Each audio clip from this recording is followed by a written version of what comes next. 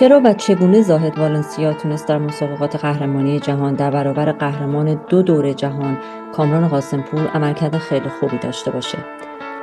جدای از آمادگی والنسیا در این دوره از مسابقات، به نظر میرسه کادر فنی تیم آمریکا تونسته بود تحلیل درستی از کشتی کامران داشته باشه.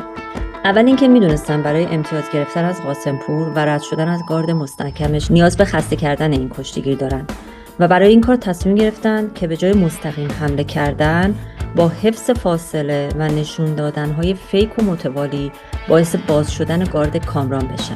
مثلا الان در همین صحنه والنسیا با این حرکت فیک تونست چندین بار باعث بالا پایین شدن گارد کامران بشه و تکرار این حرکات که همراه با قوس کردن‌های متوالی از سوی والنسیا بود باعث شد که کامران در همون 3 دقیقه اول 5 امتیاز از دست بده و نتونه گاردش رو حفظ کنه. دومی که به نظرم کادر فنی تیم ملی آمریکا میدونست که نقطه قوت کامران در زیرگیری‌ها وابسته به چسبیدن به حریف در حالت سرشاخه.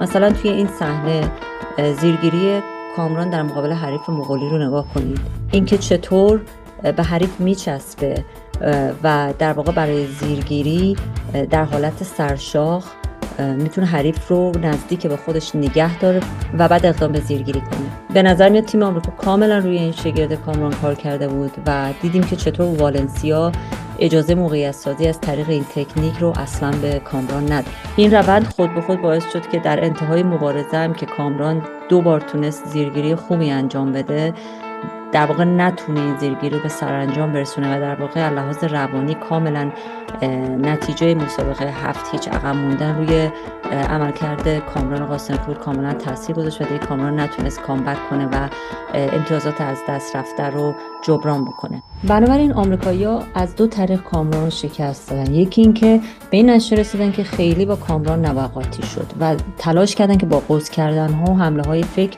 کامران رو خسته کنن و دیگه اینکه نقطه قوت کامران رو خنثی کردن. به نظر میرسه والنسیا کاملا موفق شد که حمله های کامران قاسم‌پور رو خنثی کنه و نذاره که در حالت سرشاق و از طریق نزدیک شدن و چسبیدن به والنسیا امتیاز بگیره.